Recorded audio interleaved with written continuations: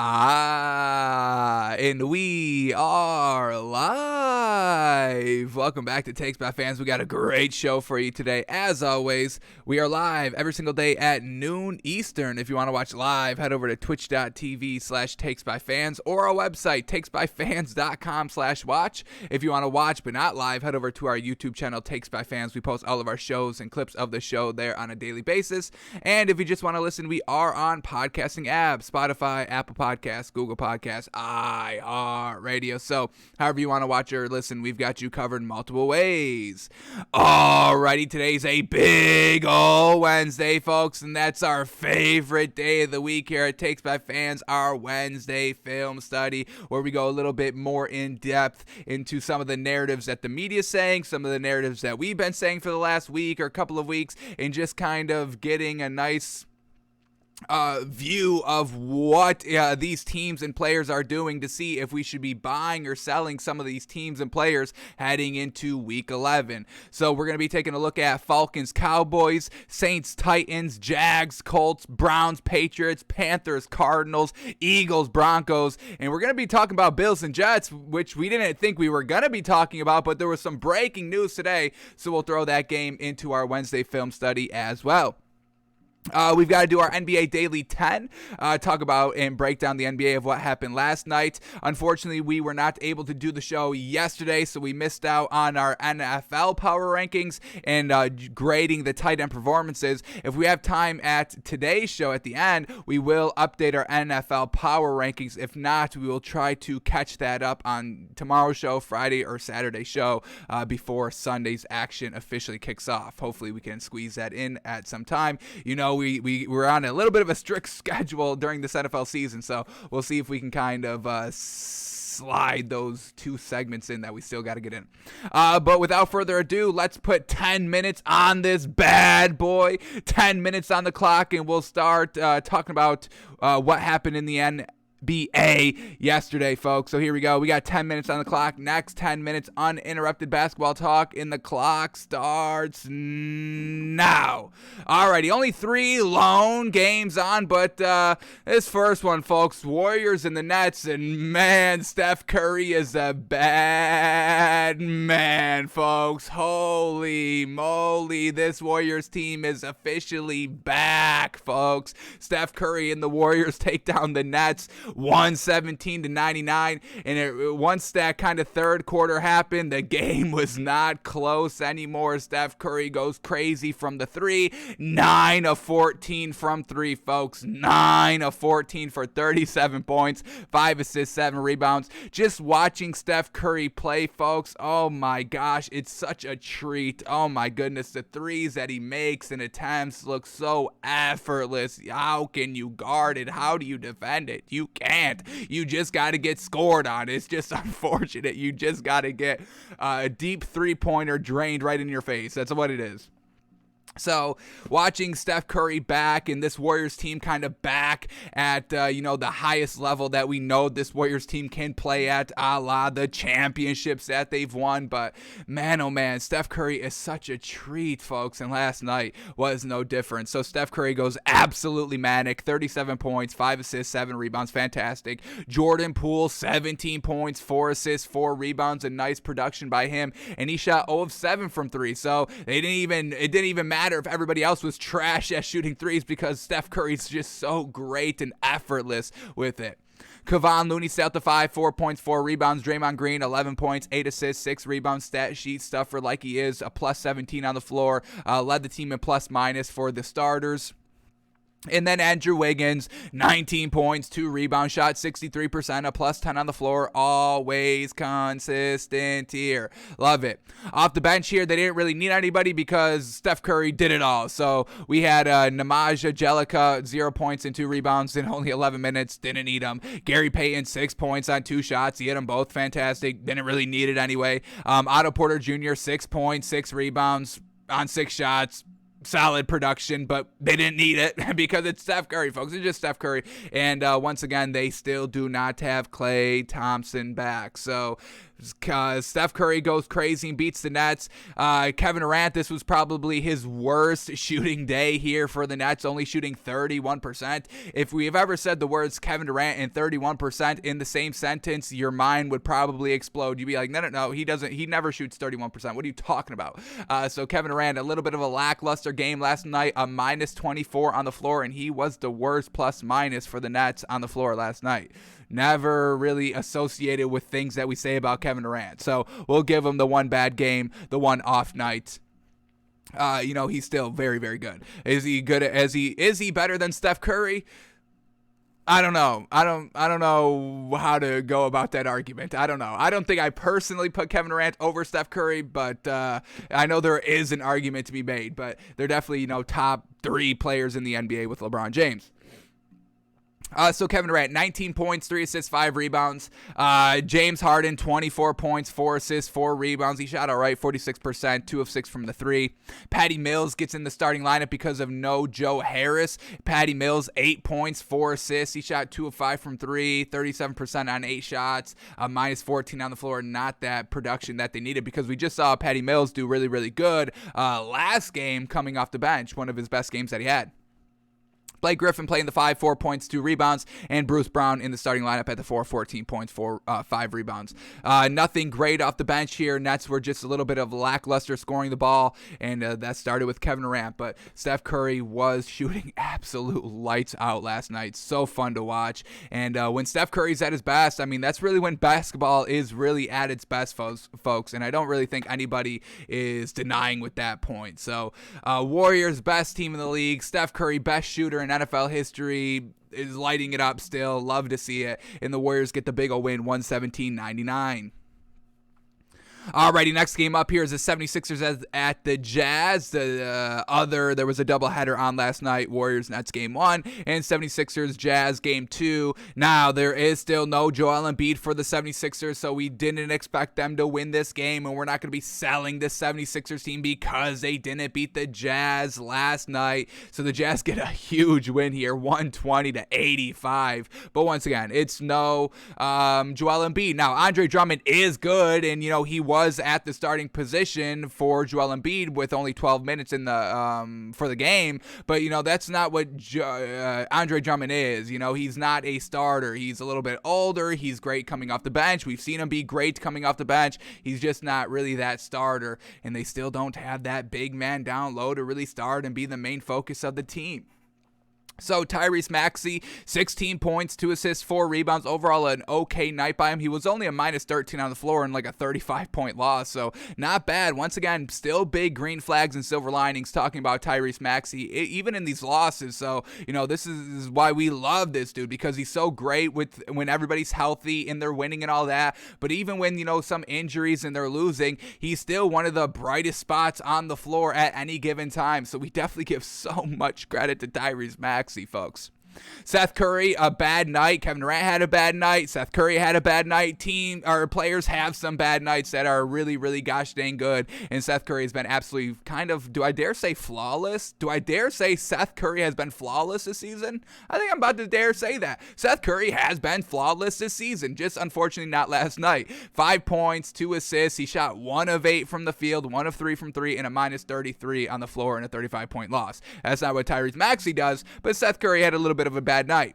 Andre Drummond only playing 12 minutes, 6 points, 6 rebounds. Tobias Harris, he's been back the last couple of games here. 12 points, 5 assists, 4 rebounds, and he was only a minus 12 on the floor. We know Tobias Harris is real gosh dang solid and established in this league, and Tyrese Maxey and him had both a low minus in a high blowout loss. So once again, Tyrese Maxey, folks, he is the real deal.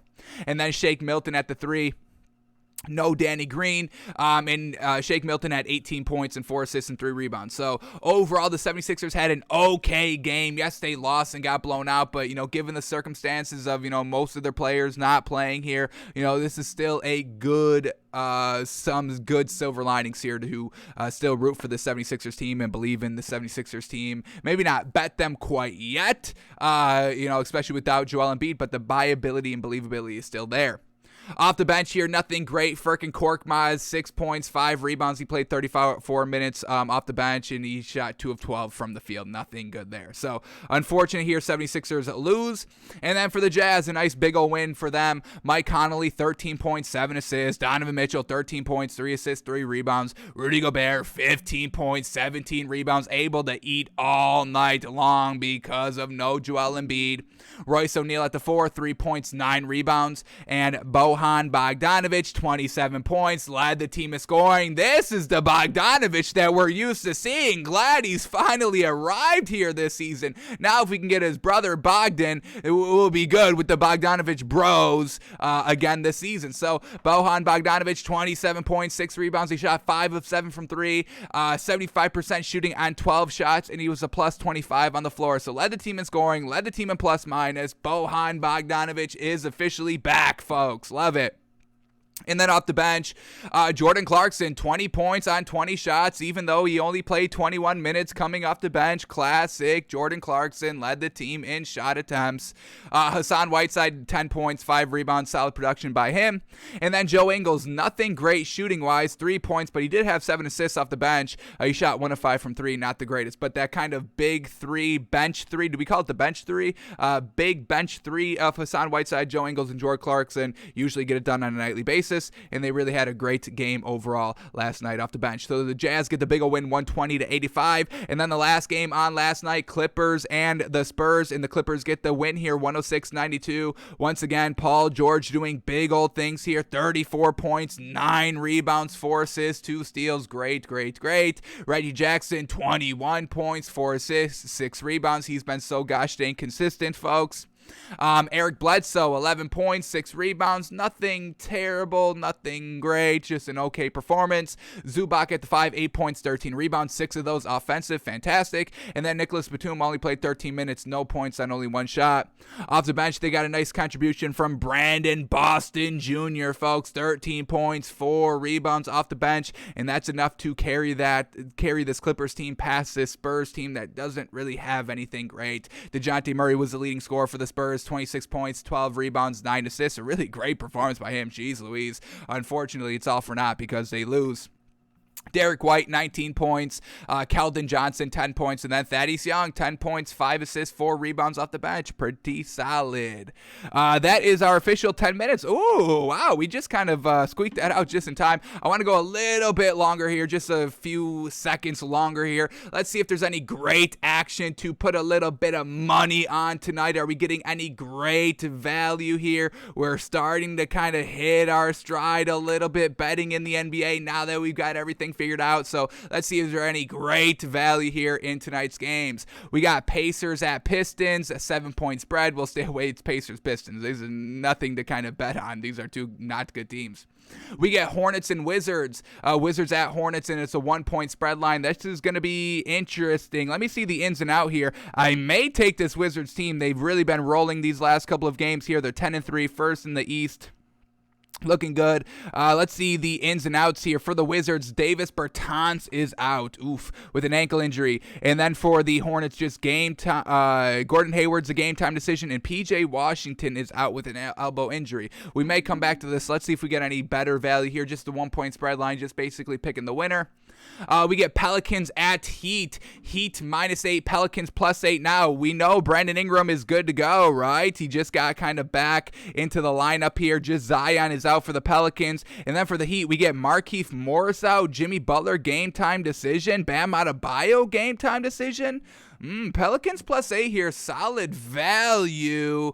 We just saw this Pelicans team get a win, or were they close? They made it a game against the Wizards, losing 100-105 with Brandon Ingram in the starting lineup. So that's not bad. And we get +8 there. This could be some great value. Let's click on this. We're not going to officially make it official just quite yet. Let's see what else we get here. We get Magic and the Knicks at a 12-point line there. We'll stay away from that. The Magic, we know, is just Cole Anthony leading that squad. Lakers at Bucks. Ooh, this should be a good one. Now, we may be able to, let's see the ins and out here, because +9 here with the Lakers I think is good value because LeBron may play. Let's quickly see what we get here. Oh no, LeBron is officially ruled out. I thought there was a slim chance he could play. Anthony Davis, a game time decision. And then for the Bucks, Brook Lopez is still out. Chris Middleton is a game time decision. Dante DiVincenzo is out. If LeBron James was playing, we'd take the 9 all day, especially without Brook Lopez for the Bucks. But unfortunate with those outs. We get Celtics Hawks on a 4.5 point spread line. Celtics plus 4.5, Hawks minus 4.5. And I don't know what's going on with this Celtics team. They're winning it without Jaylen Brown, and that just doesn't compute in my mind, but they're getting it done, so we'll stay away from that one. We get Cavs, Nets, Cavs plus 9.5, Nets minus 9.5. We'll stay away from the Nets here, coming on the back-to-back. Kings, Timberwolves, Kings plus 2, Timberwolves minus 2. Nothing great on this Timberwolves team or the Kings team. We're really not buying the big three of the Timberwolves anymore like we were last year. It's just not really kind of playing how we thought it would play this year, unfortunately. We get Rockets, Thunder, Rockets plus 3, Thunder minus 3, Bulls, Blazers, Bulls plus 1.5, Blazers minus 1.5. Whoa, this is the value, I think. If everybody's in for this Bulls team, we'll take that plus 1.5. What are you, nuts? What are you, crazy? For the Bulls, we get Vucevic is out. Okay, but he's been out the last couple of games. And then for the Blazers, Damian Lillard, game time decision, Norman Powell, game time decision. So I'm sure they'll both play here, but I'm taking the Bulls plus 1.5 here. This Blazers team, they've shown us nothing great or consistent here, and this Bulls team has been doing decent without Vucevic at the 5. So yeah, we'll take the Bulls plus 1.5. Last game up here, Mavs at Suns. It's an 8.5 point spread line. We'll stay away from that. I'm still kind of figuring out what this Mavericks team is all about here. They've been winning here over the last couple of games here, and I want to say they've made a decent stretch. Yeah, they're 9-4, third in the Western Conference, and the Suns are second. So this is going to be a big game here. We'll stay away from it to see if the Mavericks are the real deal. But yeah, we're going to be locking in Bulls plus 1.5. Love that value. And we're going to take the Pelicans plus 8. Let's get a little crazy here and bet on this Pelicans team that's been absolutely garbage, but it's Brandon Ingram is back. We'll see if he can go back-to-back in some good games here. We'll take the Pelicans plus 8 points tonight. Bulls plus 1.5.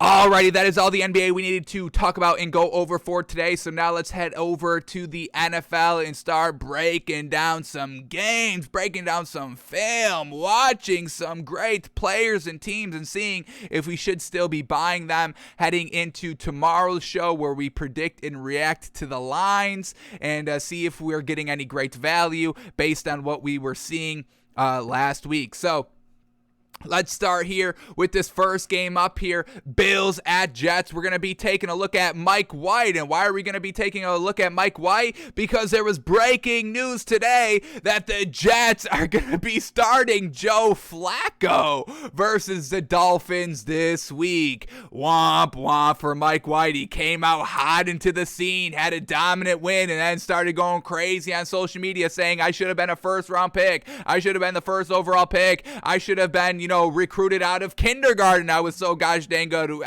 Mike White was acting like everybody was disrespecting him. Nobody's ever heard of this dude, and he had one good game in the NFL. And now that we've kind of gone a couple of weeks here with kind of first starts for young quarterbacks this season, and them all having kind of good success game 1, but then kind of getting knocked down game 2. Mike White, obviously, Colt McCoy this week, womp womp. So it's hard to be consistent in this league, folks. It's hard to play at a high winning level consistently. I mean, folks, we're seeing quarterbacks that are obviously bigger names than Mike White and Colt McCoy kind of go through the same process. I mean, Carson Wentz, a little bit of nothing great, and he's, a certified starter in this league. So it's hard to be consistent, folks. It's even Patrick Mahomes went through a little bit of a rough spot where, obviously over the last, 3 seasons for Patrick Mahomes and the Chiefs, they've been the media star child. And even the media was kind of, knocking Patrick Mahomes and the Chiefs through like a 4 or 5 week stretch this season that we've never seen. So it's hard to be consistent in the NFL year after year. That's what makes Tom Brady so gosh dang great. And it's hard to even be good game by game. So Mike White, truly, unfortunately, found this out the hard way. So once we saw that Joe Flacco was going to be starting this week, we had to move this into our film study to see why Mike White is unfortunately getting benched out here and not having any believability by his head coach, Robert Saleh. So we have, let's read this quickly here. The Jets will start Joe Flacco this week versus the Dolphins. With Zach Wilson not being 100% just quite yet, the belief is Flacco's experience gives the Jets the best chance to win versus Miami's complex defense that, just did really good against the Ravens last week and still has good overall players and a defensive-minded head coach. And then we get this little nugget of information as well. The Eagles will get a 2022 fifth-round pick if Flacco plays more than 50% of the snaps in 4 games this season. If not, he gets a 6th-round pick. And this is going back to the trade that happened for the Jets getting Joe Flacco. So it's nothing great, a 6 turning into a 5th if he plays 50% of the snaps in 4 games. And this is going to be maybe a little bit of an opportunity for them to maybe potentially get that 5th-round pick. So it's going to be interesting to see if they truly try and get this done. And then last thing to read, and then we'll get into the footage here. Head coach Robert Saleh says Joe Flacco is starting on Sunday because they like the experience he has in the league, and he'll be ready to face what the Dolphins defense will throw at him. Mike White is the backup, and Zach Wilson is still not ready. So they just don't think Mike White is experienced enough to read this Dolphins defense. And I mean, Mike White last week against the Bills, we know this Bills team, it's a great defense overall, and it really just exploited Mike White, and truly unfortunate here.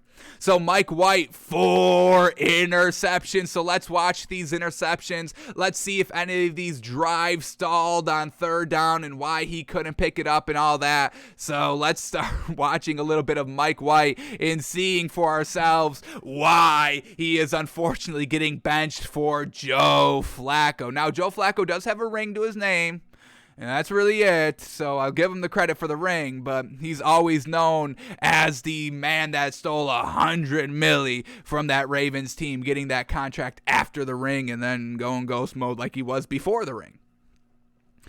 So let's start here with the interception here. Let's start with Mike White's interception, 1 of 4, shall we? Here we go. Was it his fault? Here we go. At his own 35-yard line, it's 3rd and 10. Got to pick it up. They're only down 7-0, so you're still in the game, and I don't even know what the heck this is. This is a lofted ball. I don't know if this slips out of his hands here. Let's see. Did this slip out of his hands? But he just airs this ball. He was going to check it down about 4 yards short of the 1st down. It just sails on him, and that is in triple coverage. There is 3 Bills defenders where Mike White threw this ball, and that is an easy interception for this Bills defense. He was trying to make a play on 3rd and 10. Even if this was complete to the receiver he was trying to get the ball to, maybe a little bit of hit as he was thrown. But even if he did throw it here, this is going to be about 2 to 3 yards short of the 1st down, and there's 3 Bills ready to make the tackle. So either way, they're losing possession. It's just that the Bills got the ball at the Jets' 45-yard line instead of getting the ball at maybe kind of, inside their 20 because of a punt. So Mike White, yikes. And what happened off of this interception? They only got a field goal off of it, so overall it's a bad interception, but now you're only down 10-0. It's still a game here. Let's see what Mike White does on the next drive. 6 plays, it only goes 5 yards. It's what do we got? We got a 3rd and 17, and of course they're not going to pick this up. Let's see what Mike White does on 3rd and 17. I'm sure it's just a dink down, check down, potentially a screen, and he's dropping back, and it's a setup screen. So yeah, I mean, they all know it's going to be a screen. So not trusting Mike White to pick up a 3rd and 17. Let's just kind of punt the ball. And lucky for the Jets defense, they held the Bills offense to no points. So Mike White, another chance, only down 10-0. That's still manageable. Being down 10-0 is not a death sentence in this league. So let's see what we get here. On this next drive, we get a 3rd and 5, and he goes only a yard short. Once again, we just saw Mike White on that interception, checking it down on 3rd and 10, and now we get a 3rd and 5 a little bit later, and he's going to only go for 4 yards right here. Let's watch this one. We get trips to the left here. Mike White dropping back the pass, plenty of time to throw, has to dink it down, and it only goes for 4 yards when they needed 5. Let's quickly bring this one in the sideline. Was there anything open here? Did he miss a throw? He had time to throw this ball, and this is 3rd and 5 at midfield. I mean, they are on the cusp of potentially getting some points out here. So let's see, anything open? Everything is really well covered. Everything is really manned and bodied up. So it's the only read here by Mike White. Unfortunate, and it brings up 4th and 1, unfortunately. So that's not bad by Mike White right there, unfortunate.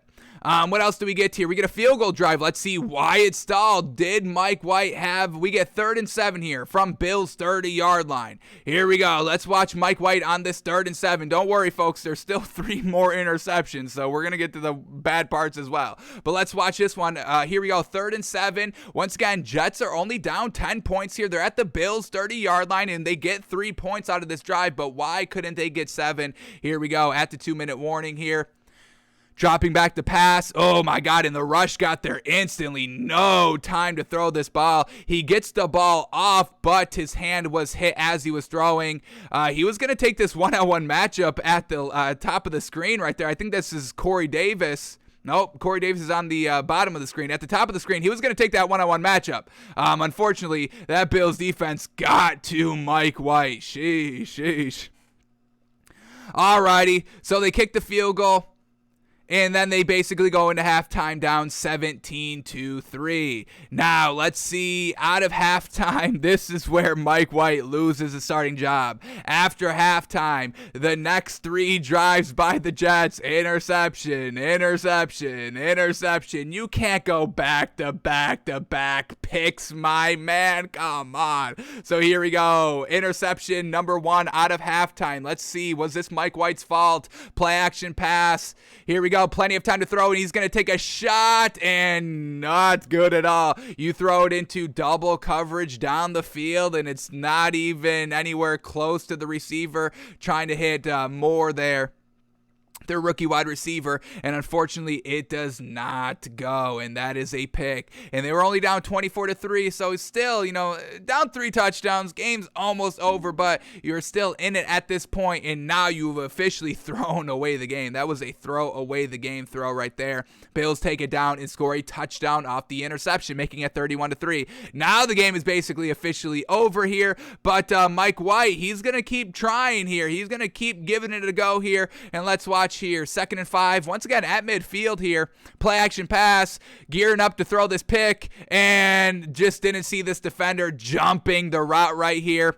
That's all it was. I mean, this was a good decision if this kind of safety wasn't coming over the top right there to come pick this ball off. And once again, just Mike White getting confused by this defense, not seeing that second defender on the last interception, not seeing this kind of defender on this interception. And once again, the Bills do score a touchdown off of it. And now we get his last interception of the night here. Let's watch this one. Here we go. Last interception, down 38-3, game over. They're at the Bills' 26-yard line, guaranteed some points here, and he floats it up, and once again, trying to hit the receiver at the top of the screen right here. Pressure coming up the middle of the field. He gets rid of the ball quickly, but you just can't throw this ball like that. He throws it into double coverage, and once again, the ball just kind of floats on him, and that's another pick. So Mike White, truly the tempo of the game got to him, and now he is officially benched for Joe Flacco this week. So unfortunate here for Mike White. He was at the top of the world 2 weeks ago, winning a game, being the starter, and now he is at the bottom of the bottom, getting benched for an old, washed-up Joe Flacco. Truly unfortunate. So, Mike White, he's in the NFL, the NFL, not the Hall of Fame, it's the NFL. Well, is it the Hall of Fame? He had his jersey and game ball in the. I don't know if it's the Hall of Fame or just a thing. It must be the Hall of Fame then. He's not in the Hall of Fame. His jersey, his game ball is in the Hall of Fame. So I guess if you're looking for silver linings, there it is, Mike White. You're in the Hall of Fame, just not for your career performance. One game performance. All right. So that was Bills Jets and Mike White losing his job, unfortunately. Alrighty, next game up here on our NFL Wednesday film study is the Falcons and the Cowboys, because we are loving this Cowboys defense, folks, and that's exactly what we're going to watch here. We got 2 highlights to watch here. Every game-changing play made by the Cowboys defense, and this highlight package is 3.5 minutes long, folks. So every game-changing play, there's 3.5 minutes worth of game-changing plays by this Cowboys defense. Respect this Cowboys defense. Absolutely fantastic. Now, we're trying to come up with a nickname for this Cowboys defense. We want to get it cemented before Sunday's game against the Chiefs, because that's going to be a big old game, and we want that kind of name before then. So if it pops off, we could definitely say the name, and unfortunately, if they lose, we'll take that name away. I mean, this is a name game here. Earn the name or we'll take the name away, but we got to get the name down first. Now, the first name that we kind of, spitballed on the show was Bald Hawks, Bald Eagles, Cowboys, America's team, freedom, America, the flag, Bald Eagles, national bird of USA, all that. Bald Hawks, that's kind of what we spitballed with, but I slept on it, and I thought I had a little bit of a better name out here. Nobody gave me any play on Twitter, so I don't know where the jury is where the jury is standing on this name. But if we call this Cowboys defense the Walk of Fame, Walk of Fame, Cowboys, the star, obviously, the Hollywood Walk of Fame, they're stars. These Cowboys players are all emerging players getting it done. Micah Parsons, Trayvon Diggs, respect these young and up-and-coming stars. Walk of Fame. Is this the Walk of Fame defense, folks? I'm kind of loving it. So, obviously, this Cowboys defense, and we're giving this defense a name because of Dan Quinn.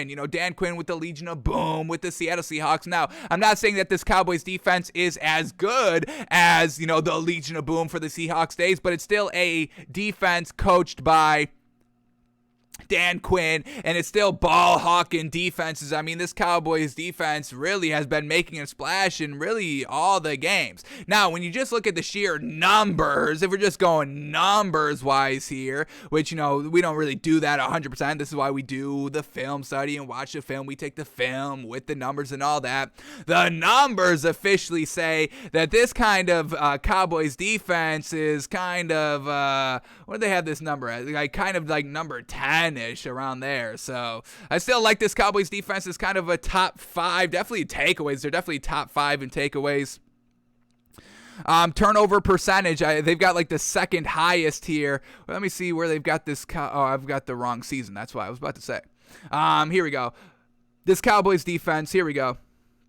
They have it officially listed at number 10 here, but turnover percentage, which is the percentage of drives ending in an offensive turnover, the Cowboys are at 16.3%. So 16.3% of the time, your offense is going to turn over the ball going up against this Cowboys defense. The only other team that has a higher percentage is actually the Buffalo Bills at 21.8%, which is a little bit higher. And then we get the Cardinals at 17.6%, so a little bit higher. But overall, just watching this Cowboys defense, they are always over this ball. So giving the Cowboys defense a nickname, we're going to go Walk of Fame, folks. We're going to Walk of Fame. So the Walk of Fame defense here by the Cowboys. Let's see what they got. So we're going to watch every game-changing play made by this Cowboys defense, and then we're going to watch these Micah Parsons highlights. Hopefully they don't overlap too much, but we'll see what we get. So let's start watching this Cowboys Walk of Fame defense. Here we go, folks.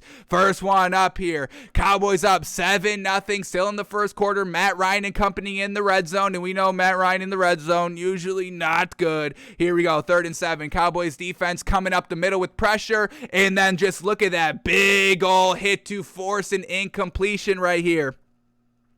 We get Jalen Curse right here making the big hit on Russell Gage. This would have been good for the first down, but he comes in ball hawking and just an absolute big crushing hit, and he actually does drop the ball. They initially rule it catch. They take a look at it. They say incomplete, and it's all because of Jalen Curse right here with the big old earth-shattering hit. These boys always come to play. This Walk of Fame defense always comes to play. Just look at that big old hit driving on the ball. Well done.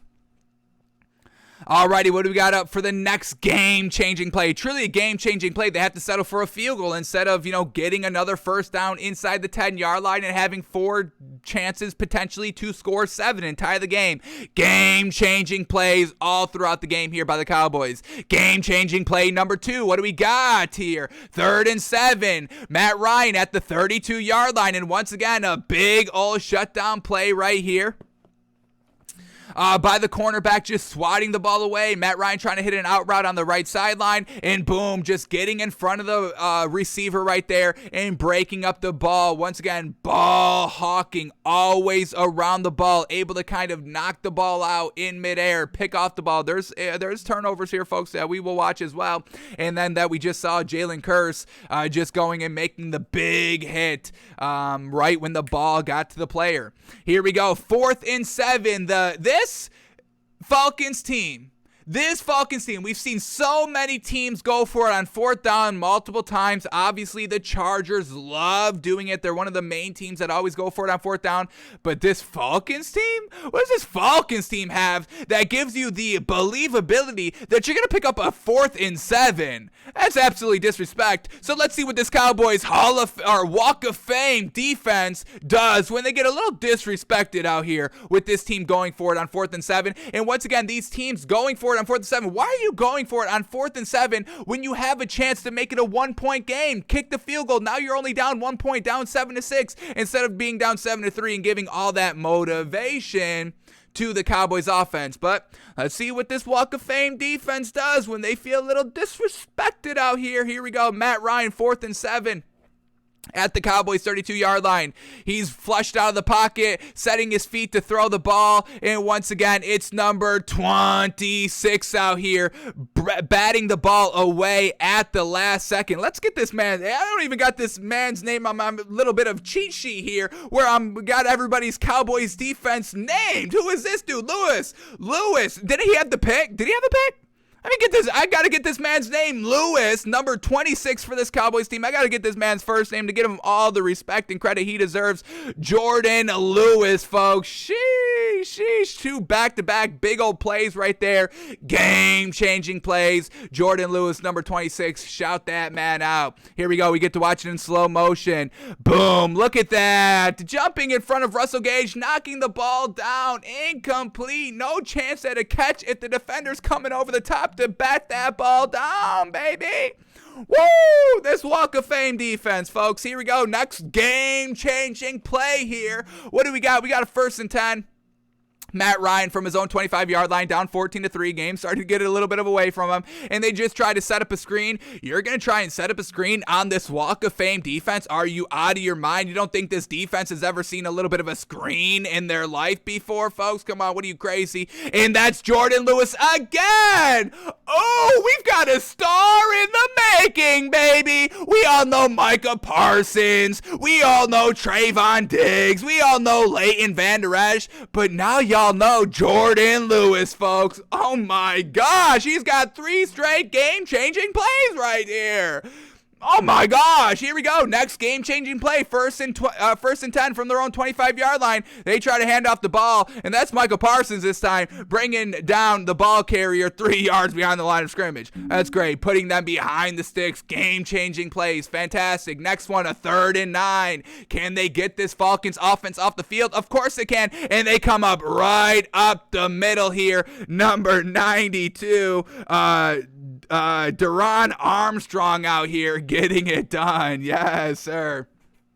Big old sack on Matt Ryan, no time to throw. Here we go. Next game-changing play, up 28-3 this time. Matt Ryan back starting at his own 25-yard line. Here we go, 1st and 10. What is this Walk of Fame defense gonna do this time? It's Micah Parsons coming up for a sack again, and even forced a little bit of a fumble. Falcons were able to get right back on top of it, but it's still Micah Parsons just beating that right tackle right there, and just a free shot at Matt Ryan. Always around the ball, always ready to make big plays in this Cowboys defense, folks. Let's watch Micah Parsons work one more time. That's just too easy. I mean, this is 2 seconds right to the quarterback. What are we doing out there, Falcons offensive line? Sheesh, trash. Getting exposed by the Walk of Fame defense. Here we go. Let's watch it in slow motion right here. Micah Parsons. Ooh, that little hezzy inside step just beats number 76 here for this Falcons offensive line. Sheesh.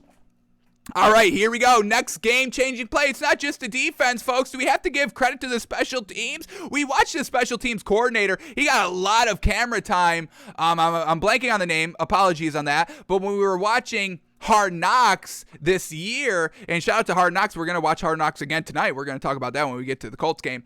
But when we were watching the Cowboys Hard Knocks, that special teams coordinator, I mean, everybody was really buying into him, and we always see him on the sideline. That's something I probably should be shouting out here on our Wednesday film study when we break down the Cowboys. But the special teams coordinator, let me get his name up since we're saying it so much. He's such a big, I think he's a huge influence. I think a lot of people buy and respect him as just a coaching figure, not just because he coaches special teams or anything like that, but I think he's very vocal, and a lot of players buy into him. He keeps it real. He's the one that was talking about the vasectomy, I believe, on Hard Knocks this season.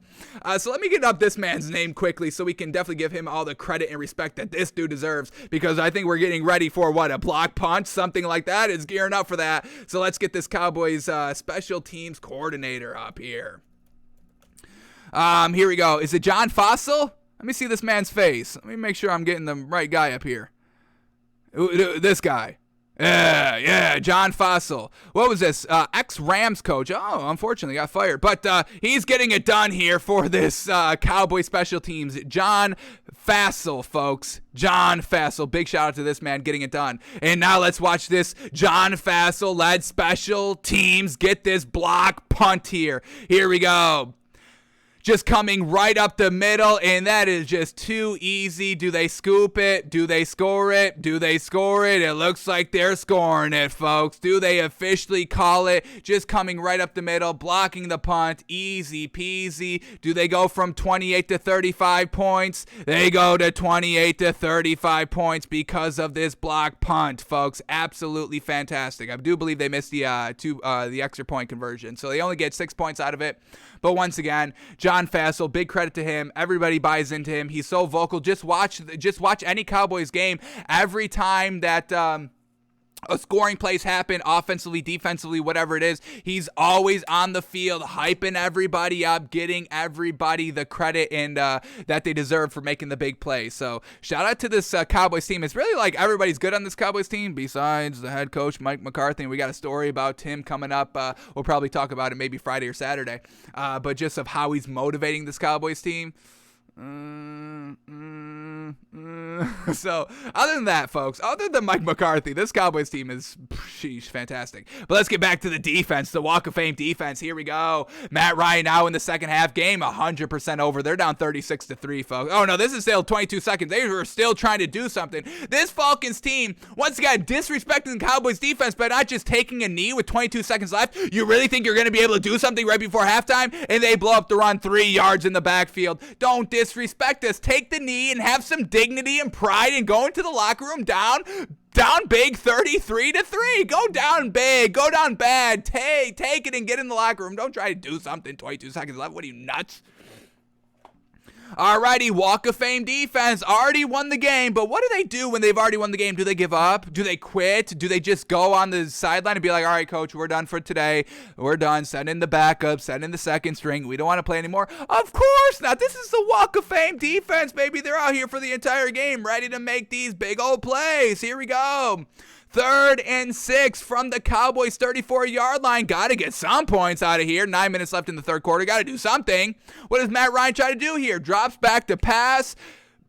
Decent time to throw, but once again, we get a pick here. The corner jumping the route. Easy pick here for Anthony Brown. And we watched this play earlier, but on our Monday show, I believe. But just once again, all around the ball, it's a comeback route on the right sideline. He's step for step with the receiver, and he's just bobbling around this ball and secures it for the interception. Matt Ryan can't do anything once the field starts to shrink, and this Cowboys team knows it. They're playing all these receivers tight because they know Matt Ryan can't throw the ball accurately, so you just get right on these receivers that have really no breakaway potential. I mean, without Calvin Ridley, this receiving core for the Falcons is really nothing great. So this Cowboys defense was just all over them the entire game. One more play here. We get another one. Here we go. Matt Ryan under center from his own 30-yard line. Play action. Gets rid of the ball. And, man, what a pick right here. It's just Trayvon Diggs, baby. Trayvon Diggs. Is this the first time we shouted out Trayvon Diggs in this every game-changing play made by the Cowboys defense? And finally, we get him with 5 minutes left in the third quarter. Folks, talk about depth. It's not just one player doing it all here for the Cowboys. It's the entirety of the defense, folks. Now, Trayvon Diggs wants to get into the mix here, making an absolutely great interception right here. Matt Ryan could do nothing all game. Oh, we get another one. One more play. 3rd and 2 from the 50-yard line. Matt Ryan stepping up in the pocket, and boom. Once again, it's Anthony Brown with the deflection. And who is this, folks? Who is number 26? Jordan Lewis coming away with the pick. Ball Hawks. Oh, tip drill? Yes, sir. Jordan Lewis loves the tip drill, ready for it in game here in the fourth quarter. Bingo, bango. It's the entirety of the defense. Everybody's in the mix here for this Cowboys defense, picking off Matt Ryan, pressuring Matt Ryan, the special teams getting the block punt, recovery, touchdown, all that. Big shout out to this Cowboys Walk of Fame defense, baby. The WOF. Like we had the LOB, Legion of Boom, we got the WOF here. Walk of Fame defense, baby. Cowboys getting it done. Absolutely fantastic. Woo. Woo. How can you watch all these highlights right here and not say like, damn, this is the real deal, folks. Hall of Fame defense. The name is on the line this week. They're going against the Chiefs, one of the most turnover-prone teams in the league. Now, the last 2 weeks, they've cleaned it up, but this Cowboys defense is ready to kind of make everybody in the national media kind of second guess. Everybody saying, oh, the Chiefs are back. Cowboys are going to have something to say about that, and we'll see if the Walk of Fame defense steps up or if they flounder, see if we have to take away the name or if we can let them keep that Walk of Fame defense name. So, Cowboys, how about them Cowboys, baby? Sheesh, that defense is absolutely fantastic. I don't even think we need to watch the Micah Parsons plays. I think we're good. We saw him sack. We saw everybody on the defense, and once again, it's not just one player right here.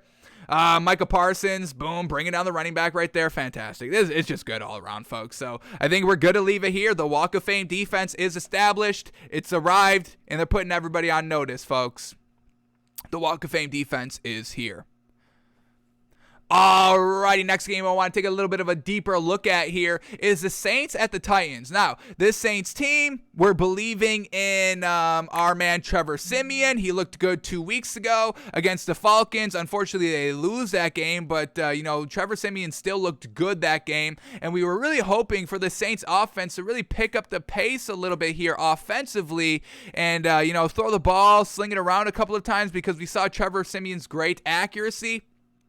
Now, we are going to watch Trevor Simeon here, just once again, just seeing if the accuracy is still there. The best thing about the Saints this week with Trevor Simeon is that they threw for the most passing yards they have all season. 287 passing yards this week by Trevor Simeon. The most that they threw with Jameis Winston at the helm was 271 against Washington. So, the fact that Is this going to be the turning point a little bit for the Saints team? They've lost these last 2 games. Something's got to change. You're obviously not getting a quarterback. The trade deadline is over. You're not getting another quarterback. You're not bringing in Cam Newton, anything like that. There's no really big wide receivers to get. The last one was OBJ and Deshaun Jackson, and you didn't get any of those. So is this going to be a turnaround moment for the Saints team where they look at themselves in the mirror and be like, well, we've got to do something. We've lost the last 2 weeks. We've got to open it up. Sean Payton must open up this offense. And it's not like they don't have any receivers, folks.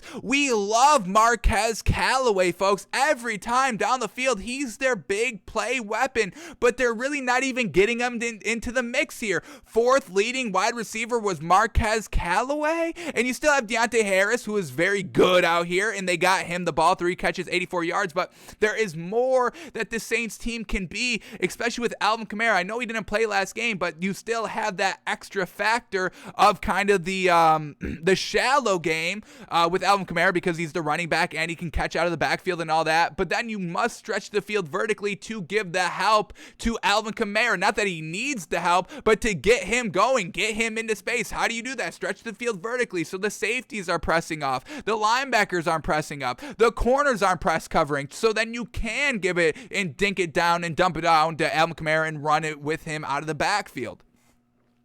So I just don't love what the Saints offense is doing. They were really lackluster the entire game. In the 4th quarter, they came back. 2 drives in the 4th quarter, down 23-12, had to do something. And what happened? They trust the arm of Trevor Simeon, and they score a touchdown and a field goal in the 4th quarter to make it competitive. Unfortunately, missed a 2-point conversion, and we're going to watch that as well. But let's take a closer look at Trevor Simeon. Is he still showing us great things? Is the accuracy still great? Because if the accuracy is still great, then what are we doing offensively? What is this play calling? Why is this Saints team just not getting it done down the field? Now, they are 5-4, so some of it has been working. It's not like, they're an 0-8 team and they're not just opening up the ball and they're not winning anything like that. So that's why it's not a bigger story in the national media, in my opinion, is because they are still resulting into wins. But just because you're winning, we want to see you winning convincingly. And the Saints team, have they ever won convincingly? Have they ever beat anybody convincingly this season? What do they got for wins this season?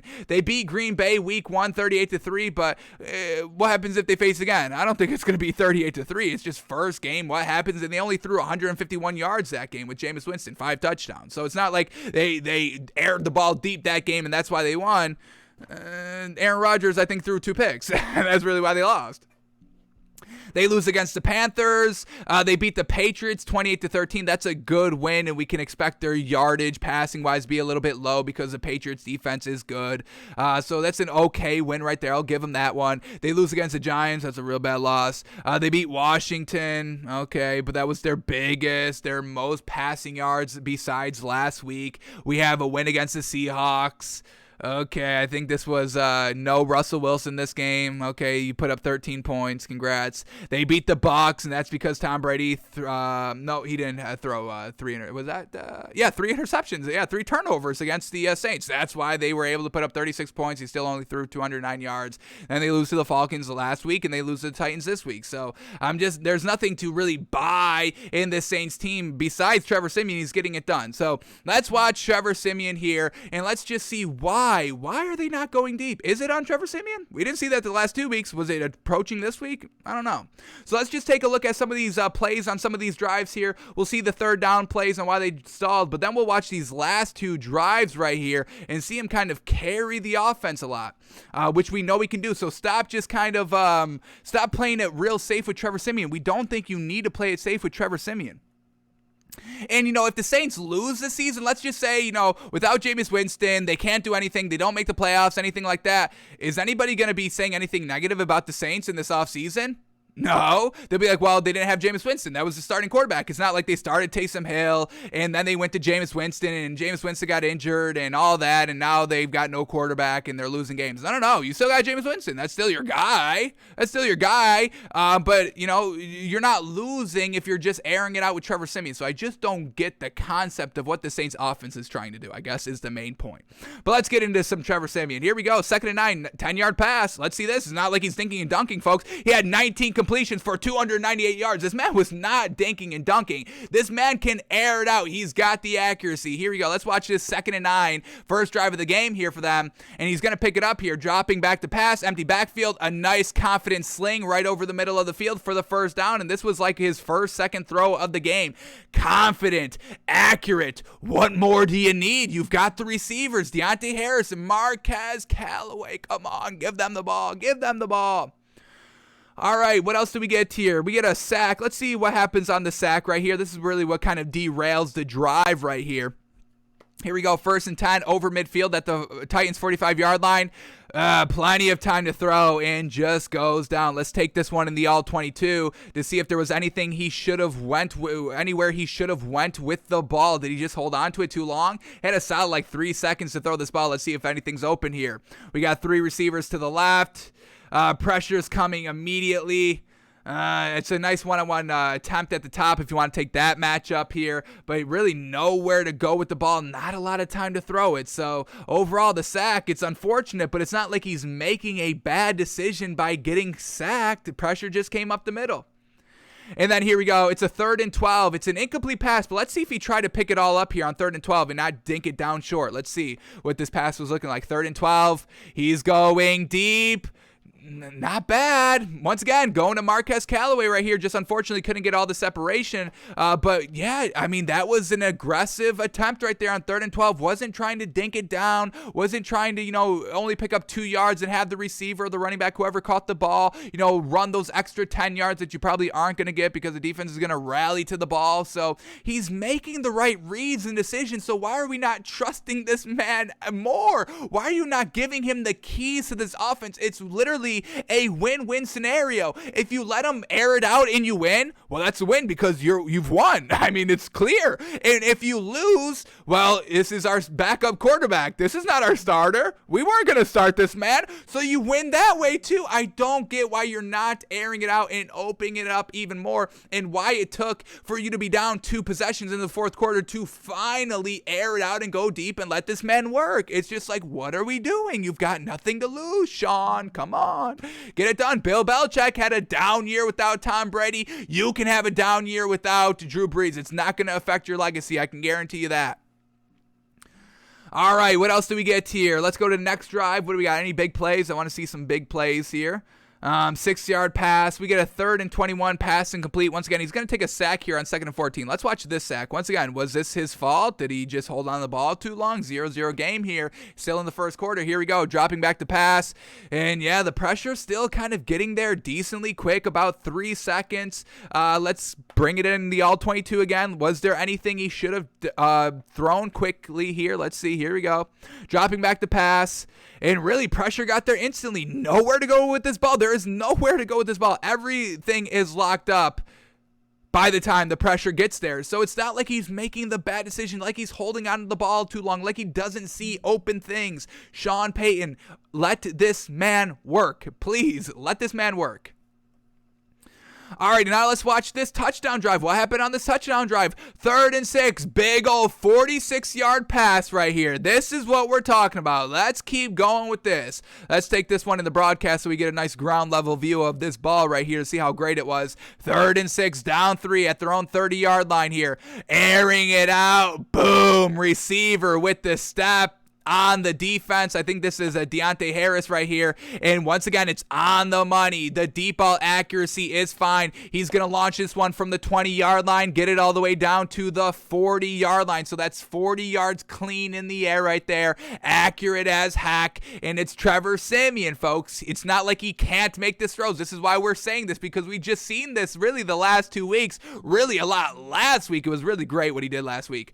So I'm a little upset that, the Saints offense was still a little lackluster. Now, we've been loving and rooting for this Titans team for the last 5 weeks. They've been our cash cow. Absolutely fantastic. And, even, going against the Saints of how great Trevor Simeon was last week was still giving us a little pause of believing in the Titans. We had to, because, we've been rocking with this for the last couple of weeks here, and the Vegas has still been disrespecting them. But, man, oh, man, if you didn't wait for this offense to kind of open up, I don't know, maybe you win this game. Here we go. Let's watch his touchdown pass right here. 1st and 10 from the 10-yard line. Isn't going to kind of wait until 3rd down, 4th down for you to make that decision to go for the touchdown. He's just going to go and score the touchdown. Let's watch this man score the touchdown. Here we go. Play action pass. That's so real bad. I mean, I don't understand. I don't know. I think this is just miscommunication on the running back's part because this play action shouldn't have fooled anybody. I don't know what the heck was going on here. Watch this play action here. I'll zoom in very, very close. Watch this play action by Trevor Simeon. I think the running back didn't run into the fake here. So watch this, folks. That's so who's getting, nobody bid on that at all, but it's still a touchdown because it's Trevor Simeon. We got to go back a play here. Here we go. Let's watch this again because it's Trevor Simeon accurate with the ball. Play action. Doesn't sell anybody, and then boom, look at that. Threw it right, accurate, right in the hands of the receiver who had a nice 2-step on the linebacker. That's a slow-ass linebacker. You got to get that dude off your team. He's just too slow for this, but what a great touchdown right there. They take the lead. Trevor Simeon's taking leads out here, folks, 6-3. All right, here we go. What do we got here on their next drive before halftime? Let's watch this 3rd and 8 pass incompletion here by Trevor Simeon. Stalls the drive, unfortunately. Can't do anything. Tie game 6-6, 3rd and 7. Trevor Simeon dropping back to pass. He's going deep, though. And, see, folks, just a little bit overthrown here by Trevor Simeon. Let's go back to this play one more time here. But the aggressiveness, the accuracy was still good. He threw this where only the receiver could make an attempt. It's not like it was going to get picked off, and it's just this is just a tad overthrown, but overall the overall throw is still there. It's where it needed to be. It's a deep, aggressive shot. It's past the 1st down marker. It's just a hair overthrown. But once again, more reps will iron it out. We've never been upset about the accuracy. So him missing a throw here and there. We see Sam Darnold missing throws every throw he makes. I mean, we get Carson Wentz not being able to air out the ball because he can't even be accurate down the field. But Trevor Simeon's accuracy is really not a cause for concern, honestly. So that was looking real gosh dang good. That's really looking good here. All right, now in the second half here, where should we go here? Fumble on the first play of the drive. This is not from Trevor Simeon, so he's not fumbling the ball. Fantastic. Love seeing that. Unfortunately, go down, and the Titans are able to score a touchdown off that fumble, making it 20-6. Here we go, 3rd and 8. Let's watch this 3rd and 8 here. In the 3rd quarter here, down 20-6, really have to start moving the ball here and picking up some yards and scoring some points here, putting some points on the board, down 14, 2 possessions here. Here we go, 3rd and 8, 3rd quarter. Was this Trevor Simeon's fault? Let's see, dropping back to pass, and this was maybe a little bit of miscommunication here. Looks to go to the tight end here over the middle of the field. He just kind of stops short, and this was just, it seems to be, let's take this in the all-22 to get a clearer sense. It seems like this was a little bit of an option route here for the tight end where he could keep going or stop short. So it just seemed to be a little bit of miscommunication. Trevor Simeon thought he was going to keep on going, and the tight end sat down, and I think this was the better decision here by the tight end to sit down because of where the defenders were placed right here. If he keeps running, then he's going to run into these defenders. If he stops short like he did and Trevor Simeon puts it on the money, I mean, he can turn back inside and pick up the extra 2 yards. So I do think this was a little bit of a miss here by Trevor Simeon. Just unfortunate, a little bit of an option play that he just misread. But once again, this is what his 3rd start, getting more comfortable with the offense. This is not real big cause for concerns where you have to change your entire offense and have no believability or buyability in Trevor Simeon. So just a little bit of an unfortunate miss there by Trevor Simeon. That's all it is. There's a difference between being concerned by something, of seeing it all the time over and over and over again, or just one thing here and there from a young starting quarterback that was not even in the mix or the conversation of the starting quarterback this season. I mean, this quarterback battle was between Jameis Winston and Taysom Hill. Nobody was talking about Trevor Simeon. So getting him the reps, getting him the experience, he'll get it done, no problem. And what does he do on the next drive after he just went, unfortunately, the 3 and out there? They go down and score a touchdown. Let's watch this man's plays. Here we go, 3rd and 4, 21-yard pass. Let's bring this back into the broadcast. So we get the nice ground level. I don't need to be in the air for these completions. Here we go. 3rd and 4. Once again, down only 14 points. Got to do something at their own 20-yard line. And look at that. Boom. On the money. And accurate. In stride.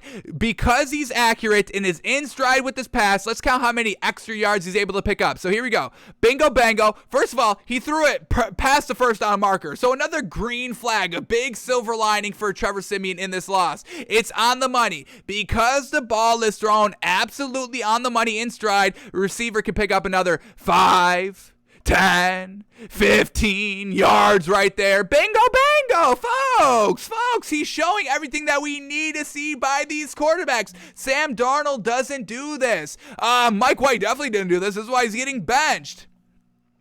Trevor Simeon's getting it done out here, folks. I love it. Absolutely love it. All right, what else do we get here on this touchdown drive? Any other big, good passes by this man? 15-yard pass. Let's watch this one. Here we go. 15-yard pass at midfield. Here we go. Let's see what this one looks like. Trevor Simeon under center. Play action. Sold it way better than he did the last time. Stayed in the pocket.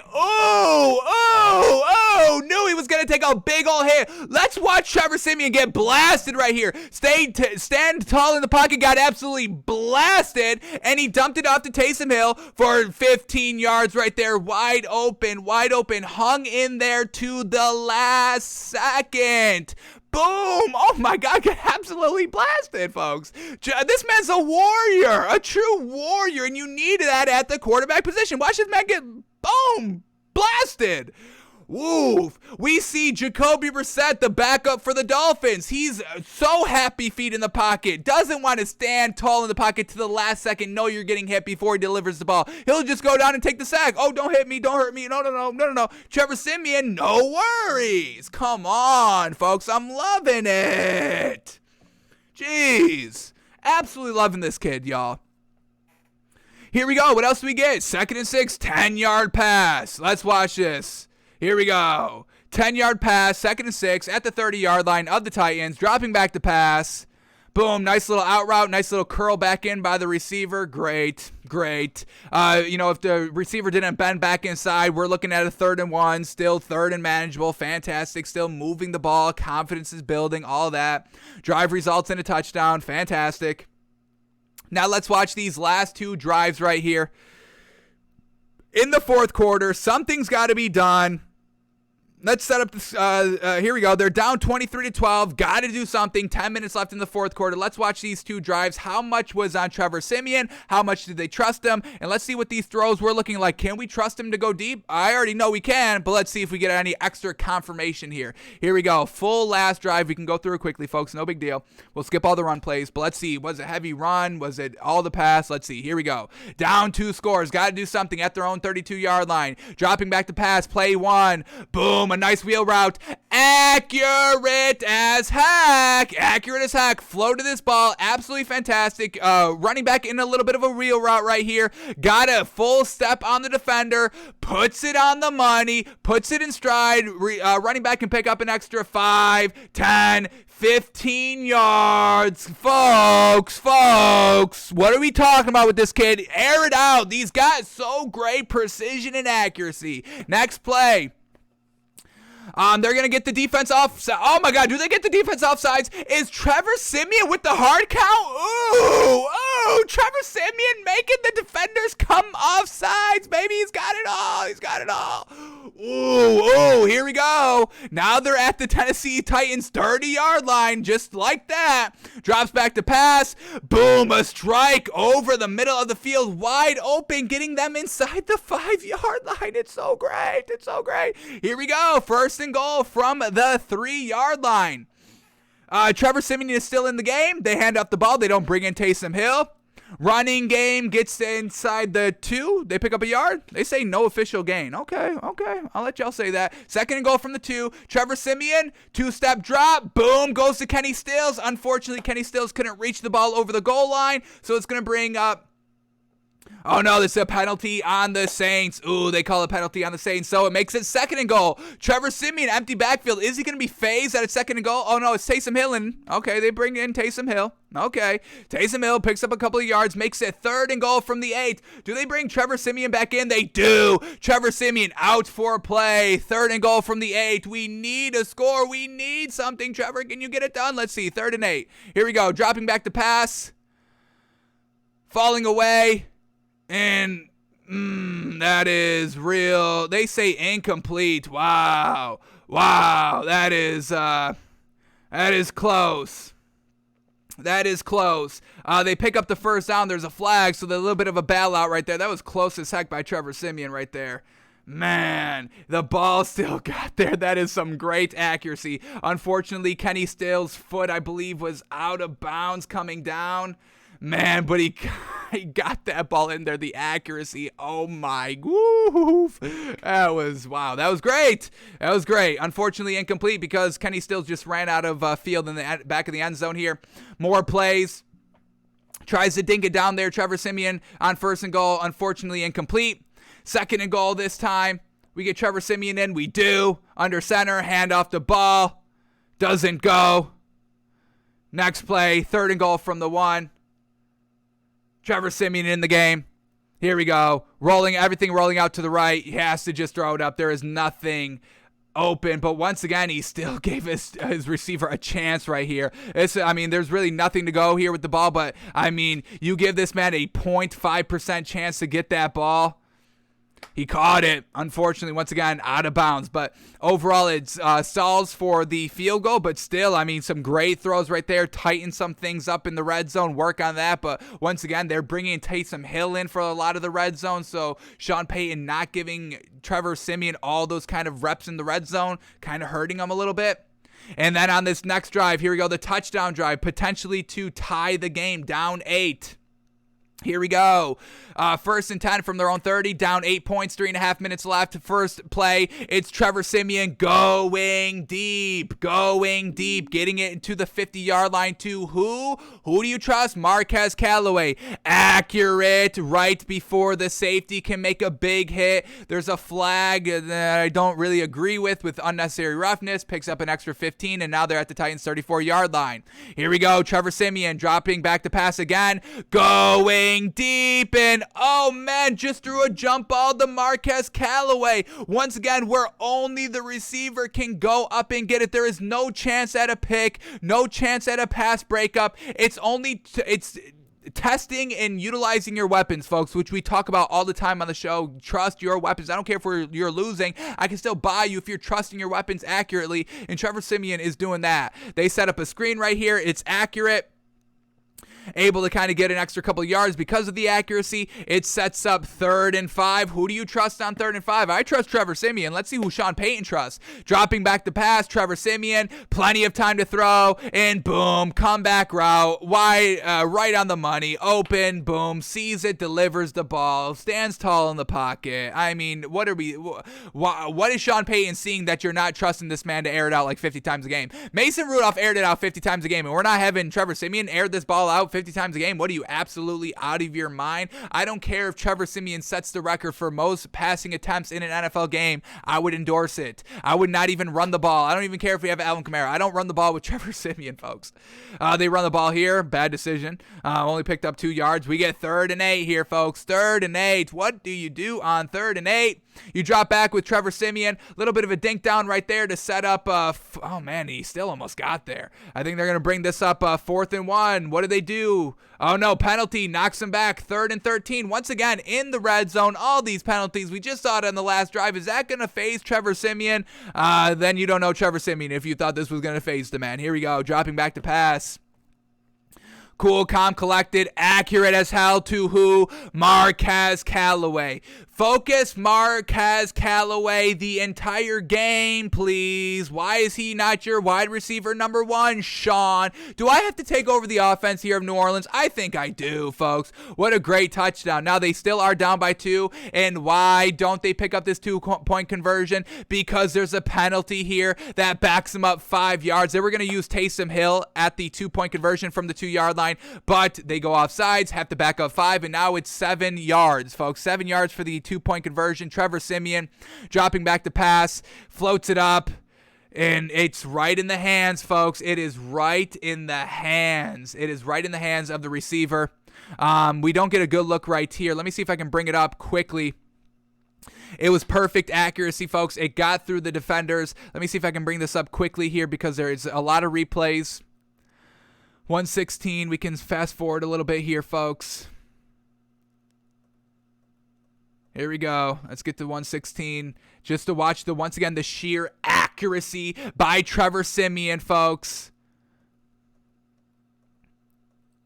Here we go. Here we go. Couple more clicks to the fast forward, and we're right here. All right, they go off sides. We've got our play.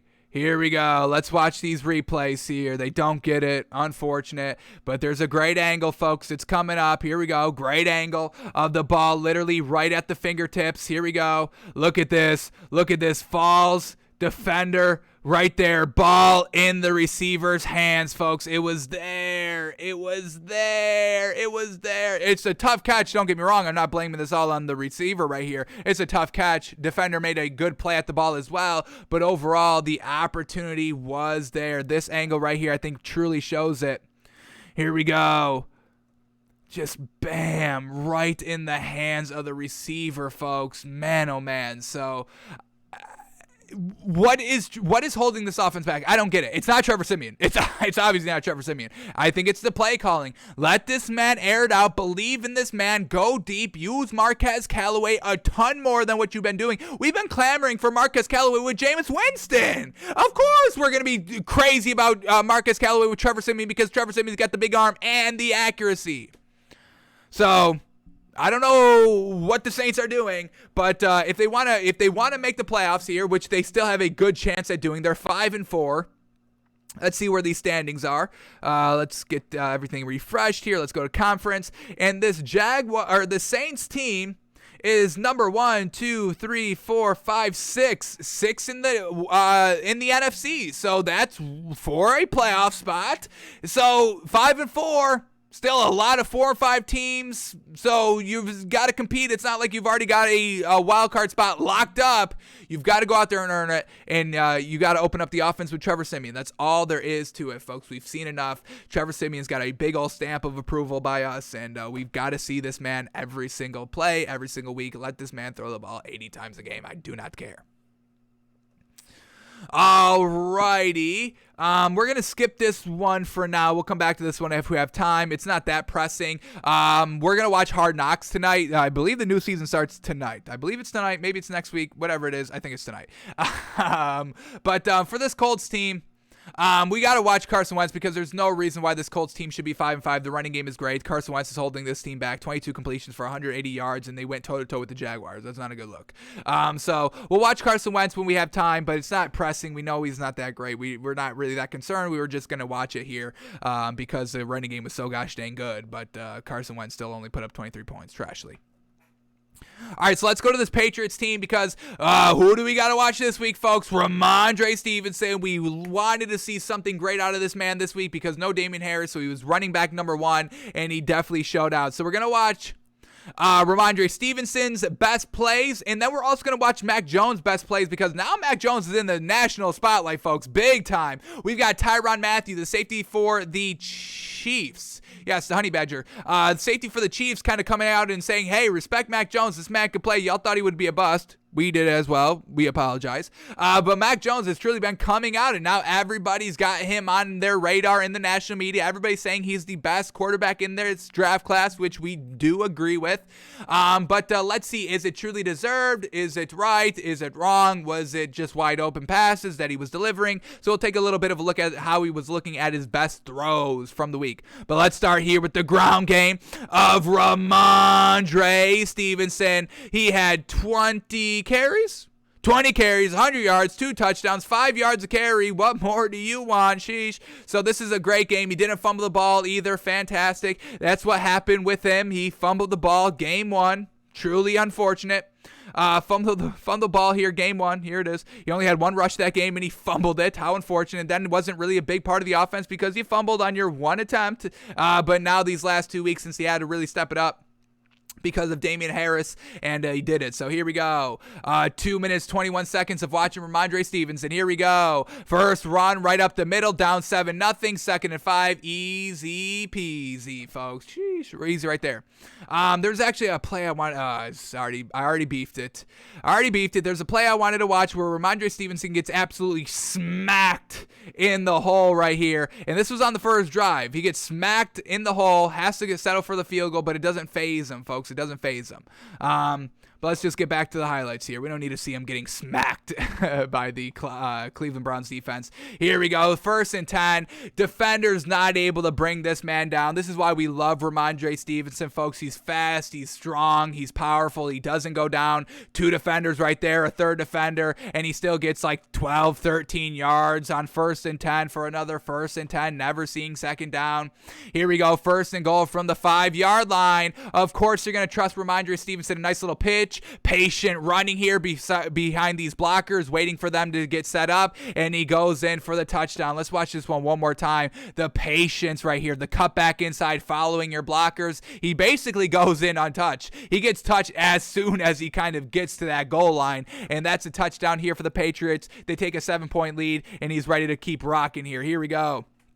A nice little toss here on 3rd and 1. Once again, breaking it big right here, 3rd and 1, and he gets like 15 yards, 20 yards. I mean, who's not playing Ramon Dre Stevenson here on a 3rd and 1? What are you, crazy? What is this Browns defense doing? Did you watch any tape? Did you watch Takes by Fans last week? Because we once again watched Ramon Dre Stevenson again last week, and he was fantastic. The Browns must have missed that episode of Takes by Fans. Unfortunate. Here we go in the passing game here. Ooh, fantastic. And this is what I love. I've been seeing this a lot this season, where these receivers or running backs, whoever's catching the ball, when they catch the ball, they have such great awareness of where the defenders are on the field in relation to them, and they're making the right decision of spinning away from the defenders. I've been seeing this a lot. I think this is like a lot placed on awareness this season in the offseason. I don't know, by a lot of teams, because I'm seeing a lot of players spinning away from the defense as soon as they catch the ball. And Ramon Dre Stevenson is no different right here. Just a little 1-yard flat route, and he spins right back inside, able to pick up 3 yards. If he spun outside or just kept going, you pick up like 1 yard. So it's just the little things right here, folks. Here we go. 2nd and 11. Easy peasy. Gets kind of stood up right here, running into one of his own defenders, kind of knocking him back. But what happens? He's able to start again and get the 1st down. Here it is.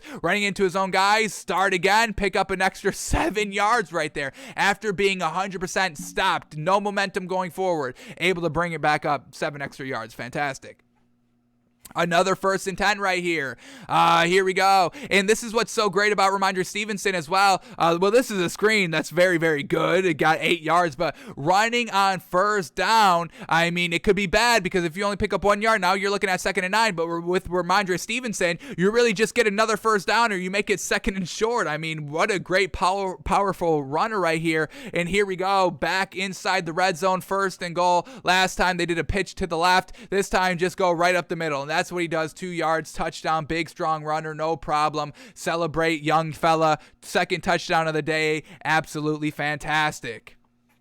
Here we go. We got more, folks. We get in the 3rd quarter here. He's not done. Here we go. 1st and 10, 5-yard pickup. Easy peasy running here by Ramon Dre Stevenson. He's not the flashiest, but we don't care about flashy running backs. Who's a flashy running back? What do we got? Like maybe I'm just so enthralled with the running. The Dalvin Cook, running back for the Vikings, maybe he's a flashy running back, but it doesn't result in a win. So, yeah, I don't think we need a flashy running back. Derrick Henry's not flashy. He gets it done. 30 runs a game, 100 yards up the middle. He's fast as heck, so that's the explosibility of Derrick Henry, but he's not flashy, and neither is Ramon Dre Stevenson, but we don't need him to be. Absolutely fantastic running there by our man Ramon Dre Stevenson, and hopefully he can keep it up and find a nice healthy balance, whether they bring Damian Harris back in to kind of be running back number one, but whatever opportunities Ramon Dre Stevenson gets, he usually takes the fullest advantage. Had a little bit of a unfortunate rookie moment of fumbling his first carry week 1, but he's cleaned it up ever since then. I don't think he's fumbled ever since then. So let's double check on that. Has not fumbled ever since then. So learning, getting better in that kind of Belichick way of, hey, if you fumble, you're not playing for me. It truly works because we get Ramon Dre Stevenson truly cleaning up his attitude here. Not his attitude, but his running attitude of not fumbling the ball. All right, here we go. Mac Jones best throws. Let's see what this man's got. Is everybody in the national media, do they have credit? Should they be saying that this man is here officially and one of the best rookie quarterbacks that there is? Let's quickly see what these highlights are for Mac Jones. It's only 2 minutes. I think Ramon Dre Stevenson's highlights were a little bit longer than this. Interesting. But let's see what that means. Here we go. Mac Jones, 3rd and 8, dropping back.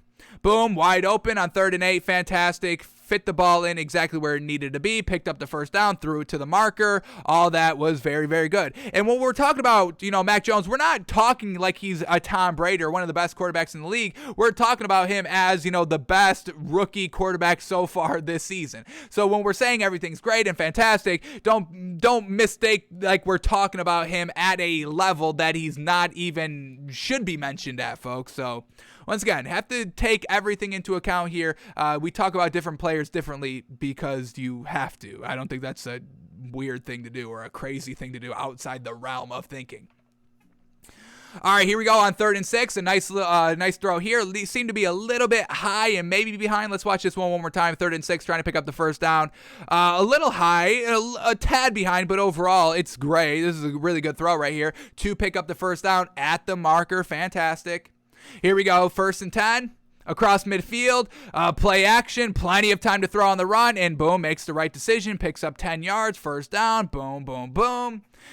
Here we go, inside the red zone right here, 2nd and goal, and just throwing up a floater and utilizing his tight ends like they always like to do in the red zone. Hunter Henry, bingo, bango, and Mac Jones throws this one absolutely masterfully. I mean, what a floater here, out route breaking, got a nice half a step on the defender and just floats it up, gets 2 feet inbounds, and that's a touchdown for the Patriots right there and setting the tone right there, tying up the game 7-7.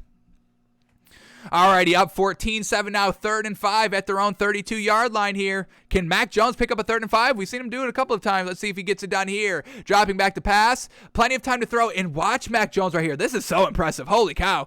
He gets a little bit of happy feet. The pressure is starting to get to him. So here we go. The happy feet is coming right here. He kind of wants to take off with it. But what happens? He settles back in. He keeps his eyes downfield. He sets his feet, throws the ball. Boom. 5 yards past the first down marker, and it goes for the first down. So that was great there by Mac Jones. Could have taken off, could have ran with it, probably wouldn't have gotten it, but he sees something open, quickly sets his feet, and now he's going deep here. Boom, over the shoulder throw right here. Could have been, thrown out in front a little bit more, but overall, hey, I'm not going to knock a completion, especially on 3rd and 9 for the first down, taking your one-on-one opportunities right there. It could have been thrown, like we said, a little bit better, but overall, it got there, it got it done, got the first down, so we're not going to knock that. No way. Here we go, 2nd and 5, approaching the red zone right here.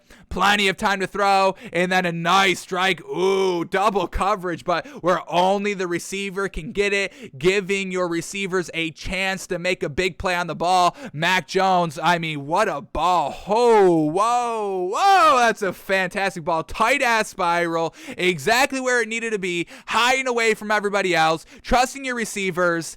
Man, that's a good ass ball right there. And Mac Jones has experience throwing to great receivers. Obviously in Alabama, had a star-studded cast, and I think it's really helped him out here in New England because you're just placing the ball, giving your receiver an opportunity to make the play. Man. Here we go, 2nd and 5 here in the second half, third quarter, up 24-7.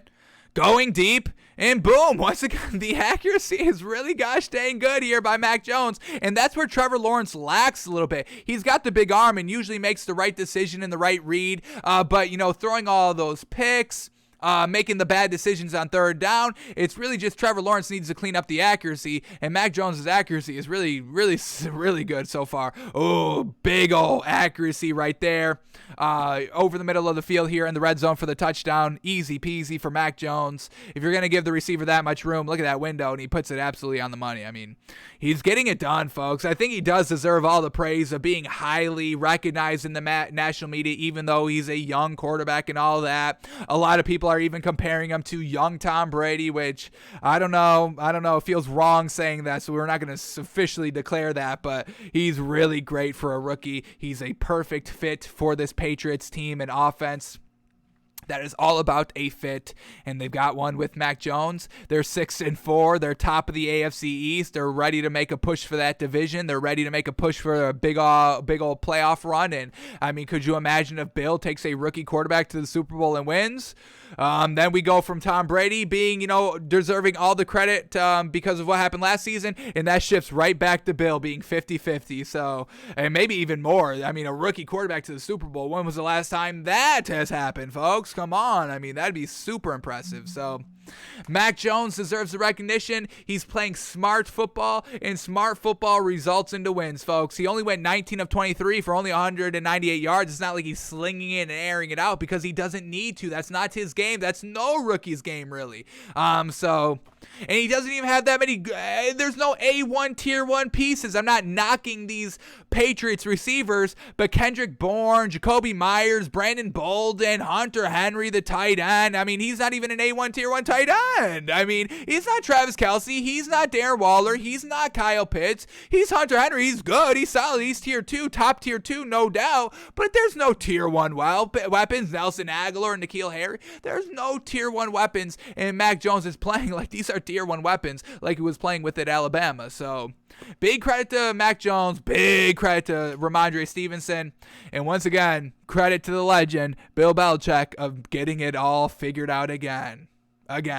Had one lull last year because of the COVID season. Everybody was opting out. Remember? They had like a ton of players opting out, the most by any team, and that was all on defense, and now they're back. They're back, folks. So big credit to the Patriots.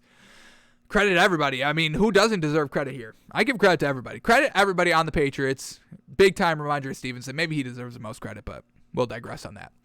All right. Next game up here. We got to go to Panthers Cardinals, obviously. It's Cam Newton back in the gosh dang league. Not even back in the game. The man's back in the league out here. So we've got every single Panthers play with Cam Newton. I know it may only seem like, if you're in the national media, if you're only watching the national shows and all that, it only seems like Cam Newton got in for 2 plays and scored a touchdown on both plays. And trust me, the flex is a big flex. I'm not knocking that Cam Newton scored 2 touchdowns. It's absolutely fantastic.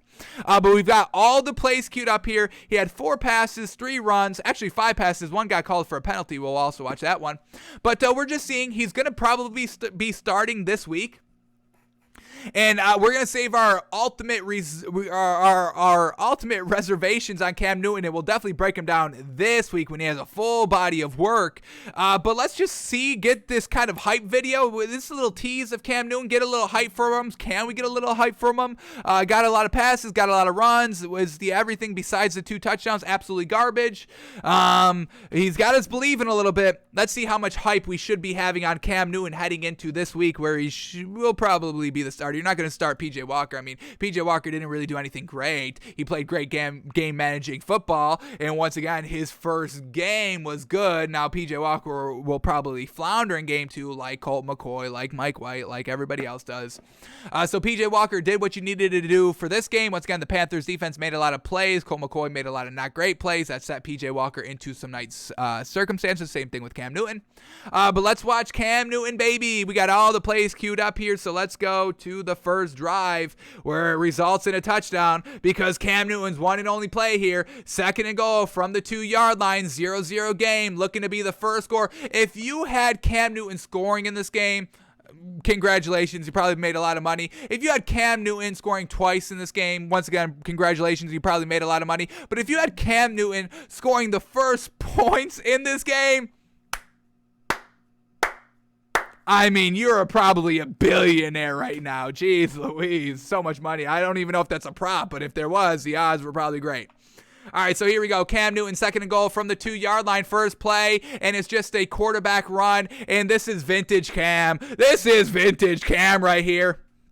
No push up front. No push up front. A little bit, I don't know if this was a bobble of the snap or he was just trying to show that he didn't have the ball, so the defense didn't think he was running the ball or whatever it was. But, I mean, he has to throw this ball, or he has to start with this ball from the 5-yard line with the defenders draped all over him. And we know Cam's a beefy boy, folks. 6'5", 250, classic. I mean, this is hard to bring down. And, I mean, 2 defenders all over him. No, can't bring him down. And then he just beats everybody to the edge. And that's Cam Newton, first time with the ball here with the Panthers back in Carolina. And it goes for a touchdown. That's one of the biggest flexes I've ever seen in the NFL, folks. And we're going to get another big old flex as well as we head to the second drive where Cam Newton, first time touching the ball on this drive, goes for a touchdown. The iciest flex of all time here. Here we go, 1st and goal from the 2-yard line. Cam Newton rolling out to the right, and boom, hits Robbie Anderson for the touchdown. And Sam Darnold was struggling getting the ball to Robbie Anderson. Now, Robbie Anderson also was struggling catching the ball, but we digress on that. But Cam Newton to Robbie Anderson, watch for this. This should be the big combo, the big hookup, the big connection.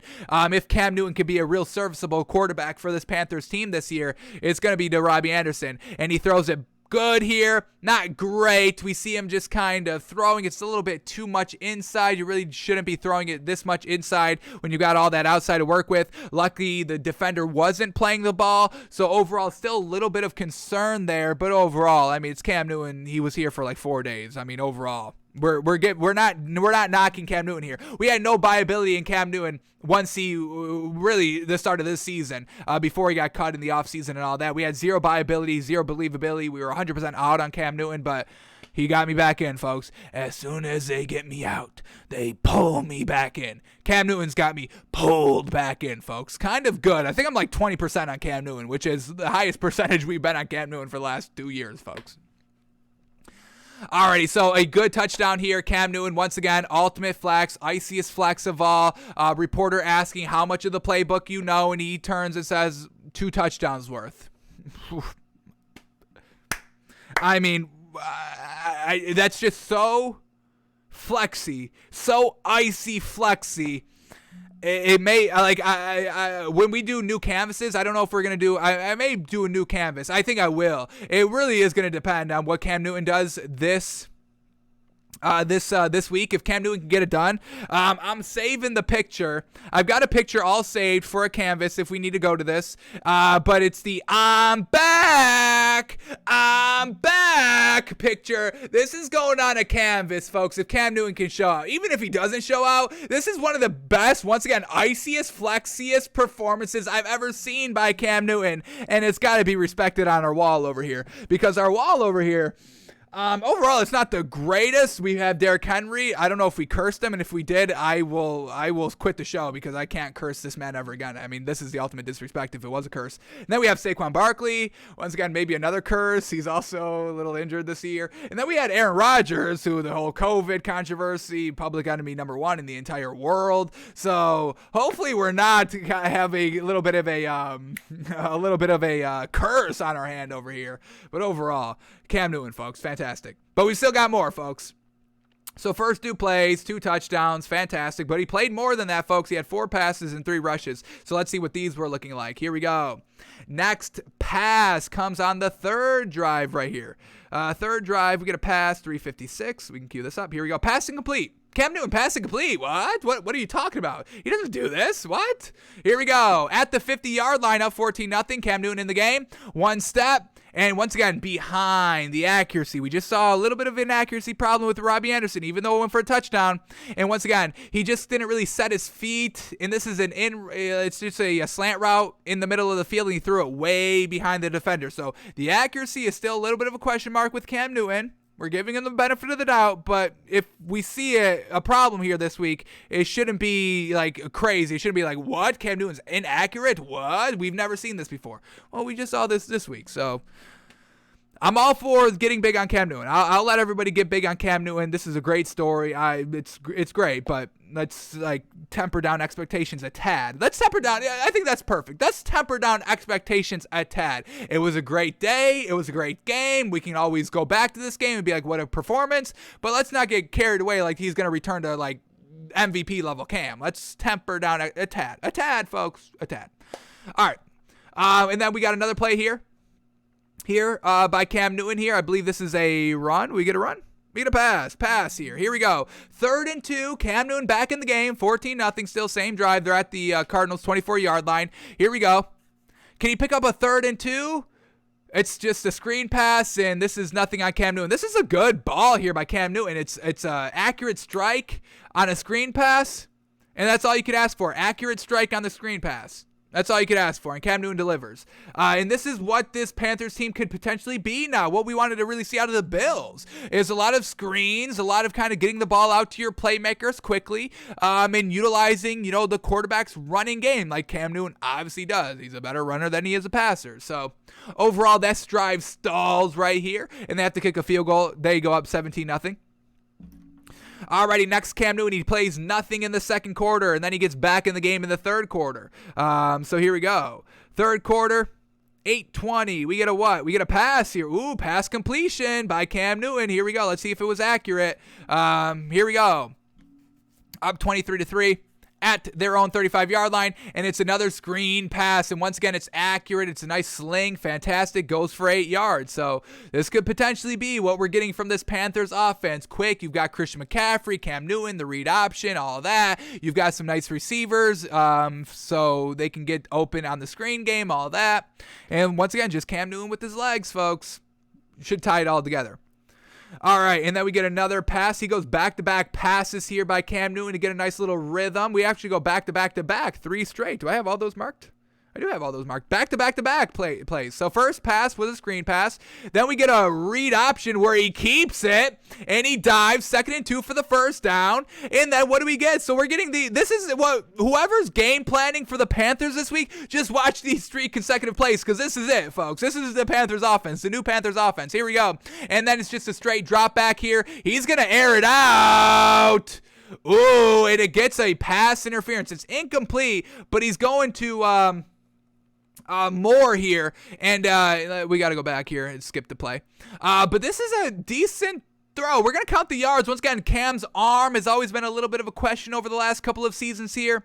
So let's count the yards on this play. It's a good ball. It's not a bad ball. He's going to throw this from his own 40-yard line, get it all the way down to about the 15. So we got 35 and 10, 45 yards. It's pretty good. Seeming to be his max a little bit. So I don't think we can max out like we need to max out at like 55. I mean, if you're a starting quarterback, you really need to like do 55 yards down the field. And I don't know if Cam Newton has that. He's going to step into this throw, put a lot into it, and it's good. It's a 50-50 ball. Could have been thrown a little bit better, maybe a little bit more out in front, but it got the penalty, and it's still a 50-50 jump ball. So overall, it's not a bad throw there by Cam Newton. 45-yard deep ball, decently accurate, not terrible. Alrighty, what else do we get here? And then his last play. Yes, we're already at his last play, unfortunately. Back in the fourth quarter here. 7-10. Drive stalls for a field goal. Here we go. Not really because of Cam Newton, but here we go. 1st and 10. Up 31-10. Game over. They're at the Cardinals 20-yard line. Cam Newton in the game. Let's see what we get. And it's just going to be a designed quarterback run. Everybody's blocking. Cam Newton, 10 yards right there. Patient. Doesn't really seem to have the speed just quite yet. Didn't really seem like he wanted to get hit too much, and that's understandable. Once again, no knocks right here. I mean, you just signed like 4 days ago from the time this game was. So just a real good run right there. Picked up about 9-10 yards. And this is what the offense is going to be, folks. This is what the offense is going to be. And we'll see how great Cam Newton can be with this offense because the Panthers are still in the mix, folks. They're only 5-5. They're right under the Saints for that kind of number 7th, 6th seed, whatever you want to officially call it. So we'll see what the Saints can do moving forward if they utilize their Trevor Simeon. And we'll see what this Panthers offense can do and with their utilization of Cam Newton. Alrighty, I think that's it for today. What do we got here? We got one more. I want to watch Jalen Hurts. How long is this highlight package? 3 minutes. Yeah, let's do this. Here we go. Let's watch Jalen Hurts going to Eagles, Broncos. We just want to kind of celebrate this Eagles offense because we've been seeing it get better these last 3 weeks, and we've already liked this Eagles team as a whole. They're starting to win some games, starting to score some points here. They're moving the ball consistently here, and it's just how they're doing it. Nick Sirianni, great job right here to just not put too much on Jalen Hurts' plate. And that's what the Jaguars are doing, in my opinion, wrong with Trevor Lawrence. They're putting way too much on his plate, and I get no Travis Etienne, which was the running back that they drafted, couldn't even play this season, got injured in the offseason, truly unfortunate preseason game, I believe, or just a practice or whatever.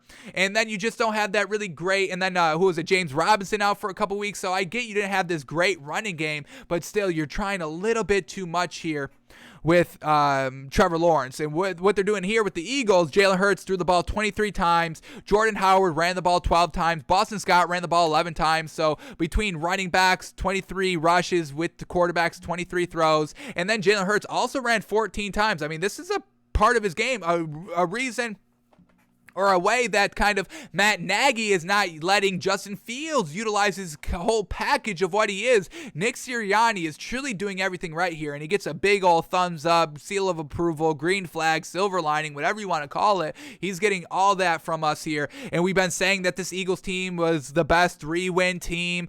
We've been saying this for like the last couple of weeks because they've only had 3 wins for the last couple of weeks, and now do we dare declare them the best 4-win team that there is?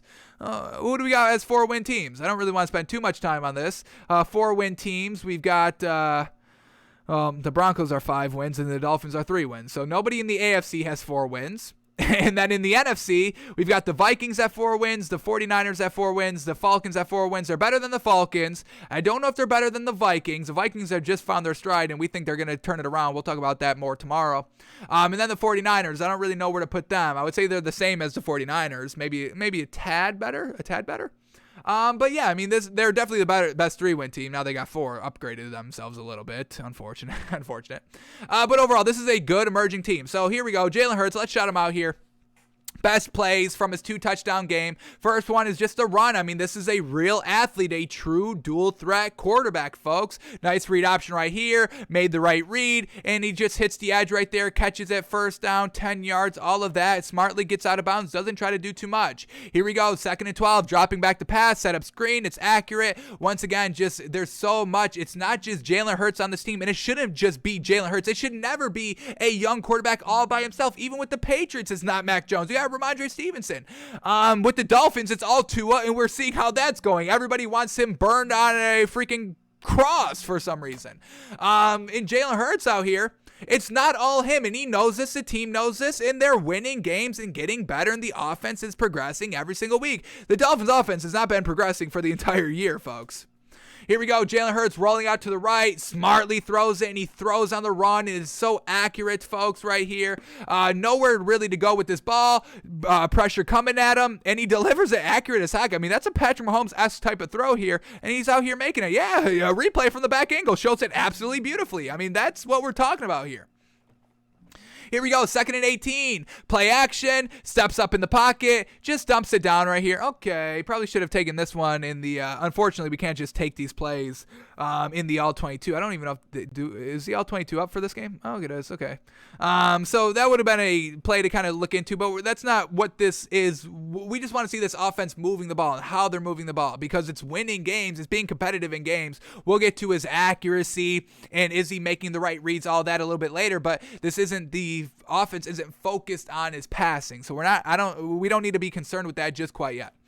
So here we go, 3rd and 11. Steps up in the pocket, navigating the pocket perfectly, and look at this man keep his eyes down the field the entire way. Really great job here by Jalen Hurts because there was some navigation here to be made in the pocket. Had to step up right here, slide to the left, always keeping his eyes down the field, sets his feet and throws it to an open receiver on the money, accurately in stride, so he can pick up an extra 4 yards right there. Fantastic. Here we go, 1st and 10. Little bit of a read option, and then he just throws it up to Devontae Smith. And another reason why this Eagles team is so gosh dang good is because the emergence of Devontae Smith, who is maybe Jamar Chase is really, really good. So, top 2 here, Devontae Smith of these wide receivers in this draft class. trusting your weapons, a one-on-one shot right there, and hey, you get it going. And another reason why this Eagles team isn't so, high-powered offensively throwing the ball is because they don't have these A1 tier 1 wide receivers. Devontae Smith is their best receiver, and he's a rookie. And it's nothing really great. So we can watch this one more time. It's a play action. He's rolling out to the right, ball all the time, and then he just takes a chance, 50-50 ball, threw it up, and he trusts his receiver. Let's count the yards on this pass right here. How big is his arm? He's going to launch this one from the 45-yard line and get it down to about right at the goal line. So that's 45 yards clean right there. Fantastic. We can skip these replays. It's good. He's also going against the rookie corner, Patrick Surtain. But overall, good play right there by Jalen Hurts. All right, we don't need 4 replays here. All right, here we go. Next play up. Just stepping up in the pocket right here. Sees it, and once again, he's an athlete. This is real great speed right here. Immediately sees it and tucks it. Watch this man see it. It's man. There's nobody playing Jalen Hurts. He immediately recognizes it, pulls it down, and beelines it. No hesitation, nothing like that. And once again, the speed is absolutely fantastic right there. 20-plus yard pickup. Here we get in the red zone here. What is his decision making and accuracy in the red zone? Bingo bango, pressure coming up the middle, sees it and dumps off the ball to Devontae Smith in the back of the end zone, wide open, accurate, not wide open, about a step on the defender, maybe a step and a half, and he throws it right on the money, accurate touchdown. Boom, getting it done in the red zone. That's another one of our concerns that we had on the Eagles, was kind of consistently getting it done in the red zone, and so far they're working to get that consistent scoring, 7 points in the red zone, not settling for field goals. And look at that, bingo bango. All right, what else do we get here? A couple more plays. Here we go. 2nd and 5, up 7 points here. Second quarter. Plenty of time in the pocket, dancing around a little bit, keeping his eyes down the field. Somebody works back towards the ball right there, and that's a first down. We get, I think that's Quez Watkins. Here we go. Nice little slant by Devontae Smith. Takes it 10 yards. Fantastic. He's great. 1st and 10, still in the first half, going a little deep right there. He was throwing. This is Quez Watkins right there, number 18 on the left sideline. Here we go. What else do we get? Nice little dump down right there. And once again, I mean, everything has led up to everything's wide open here a little bit underneath and just taking what you're giving. Jalen Hurts doesn't want to be the lone answer. Nick Sirianni doesn't want to put that all in. So taking the dink and downs and the check routes and rushing him 14 times a game. This is what this offense is, given what their talent is. This is not a kind of throw it 35 plus times with the receivers. They don't have that. So I applaud Nick Sirianni for this offense. Jalen Hurts is handling it exactly how he has to handle it and how he should be handling it, and they're getting better every single week. Don't count out this Eagles team just quite yet of making the playoffs. I still have them as a dark horse of getting into the playoffs, getting into the mix, and being a tough out because this defense is really good and the offense is complementing the defense fantastic. Alrighty, that is going to do it for us today, folks. Thanks for tuning in. Thanks for watching. Thanks for listening. We will probably watch Carson Wentz and the Colts. Maybe if we have time. We're not going to have time on tomorrow's show. Potentially Friday or Saturday show, but we will try to squeeze that in. Tomorrow on the show, we will be predicting and reacting to the Week 11 lines. Where is that value? Where is that disrespect? Don't even think about disrespecting the Saints. Don't even think about disrespecting the Eagles, because we will take advantage of that line in the spread. So we'll see where Vegas is at this week. We'll break down the NBA from tonight as well on tomorrow's show, see if our bets hit and all that. So thanks for tuning in. Thanks for watching. Thanks for listening. We're back live tomorrow, folks. We'll see you then. And enjoy your time. Enjoy your time, folks. Enjoy your time. Watch some basketball tonight, and we'll get ready for football tomorrow. All right.